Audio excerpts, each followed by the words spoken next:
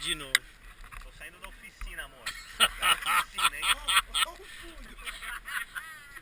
Meu escritório é na praia, eu tô sempre na área. É homem que trabalha. Meu escritório é na praia.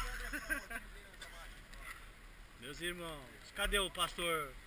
O pastor Fabião. Olha o pastor Fabião ali. Não tem o Quevedo? Esse é o Quevedo. Mas você sabia, é verdade, ele já estudou uma cara pra ser padre, é que depois ele desistiu. É, eu imagino. É sério, pô, o tio dele é padre e tudo, sabia? É, eu imagino, ele coloca, ele posta os negócios lá de padre, de igreja.